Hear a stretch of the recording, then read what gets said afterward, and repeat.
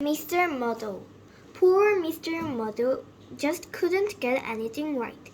Everything he did, everything he tried, everything he said was muddled. Totally, utterly, completely, absolutely muddled.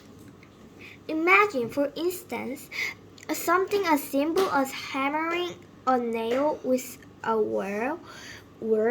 Now, what could get muddled with hammering a nail into a wire? Mr. Muddle could get it muddled, and frequently did. Imagine, for instance, something as simple as putting on your coat. Now, what could get muddled with putting on your coat? Well, see for yourself. Only Mr. Muddle would put on his coat like that.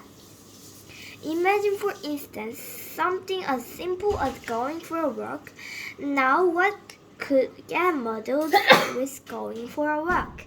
Well, when your legs started to walk one way and you start to walk another, that's very muddly sort of a walk. Poor Mr. Muddle, walking one way and going another.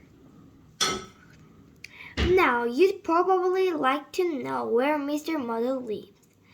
In a house by the sea near a place called Seatown. Mr. Muddle's house was supposed to be in the country, but Mr. Muddle, who built the house himself, had got the place muddled up, of course. And you can tell that Mr. Muddle had built the house himself, can't you? This story started one afternoon when Mr. Muddle was having his breakfast. Yes, we know you don't have a breakfast in the afternoon, but you do if you get your meal times muddled up. Mr. Muddle was having bread and butter and jam and a cup of tea with milk and sugar. He spread the butter on the table, and then spread the jam on the plate, and then poured the milk on the bread, and then filled the cup with sugar, and then he poured the tea on the bread. What a terrible muddly mixed up breakfast! That afternoon, after breakfast, he went for a walk down the beach near his house in order to work up an appetite for supper. He met an old fisherman called George, whom he knew quite well. "Good afternoon, Mr. Muddle," said George. "Good evening," replied Mr. Muddle. George smiled. "How would you like to come fishing with me?" he asked. "Ooh, no, please," replied Mr. Muddle eagerly. "Please me push the boat out from the beach," called George. "Right-o," said Mr. Muddle, and pulled the boat further up on the beach. "Oh, Mr. Muddle," said George, and he had to show Mr. Muddle the difference between pulling and pushing.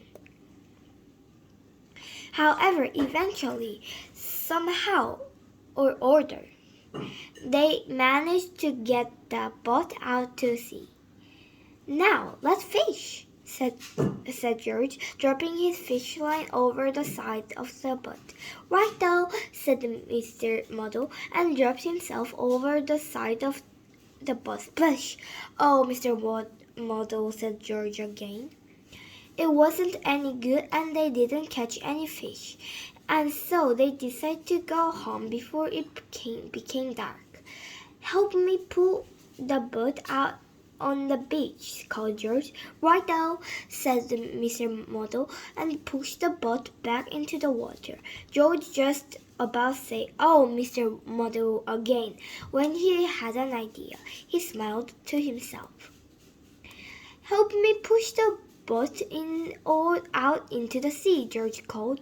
"Right-o," said Mr. Muddle, and pulled the boat up to the beach. "Well done, Mr. Muddle," said George. And Mr. Muddle smiled and went home. George smiled and went to tell everybody. The following day in Seatown, Mr. Brick, the builder, asked Mr. Muddle to hold his coat for me. Right-o, said Mr. Muddle, and held a rudder for him, which the Brick really wanted. Well done, Mr. Muddle, smiled Mr. Brick, who'd been talking to George. Mr. Muddle was very pleased. Then Mrs. Grubb and at the roundery asked Mr. Muddle to pass her a soap.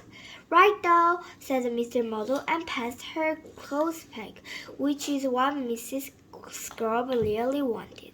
Well done, Mr. Muddle, smiled Mrs. Scrub, who'd also been talking to George. Mr. Muddle was extremely pleased.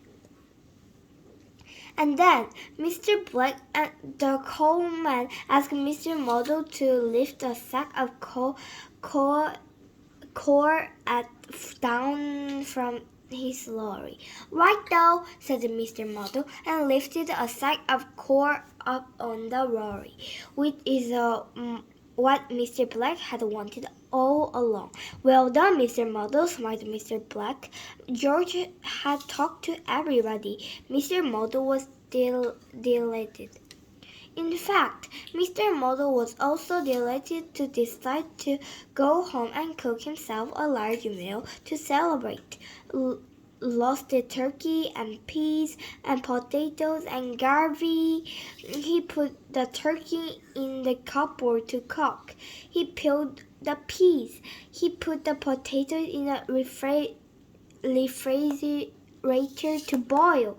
And then, do you know what he did? He tried to slice the gravy. Oh, Mr. Muddle.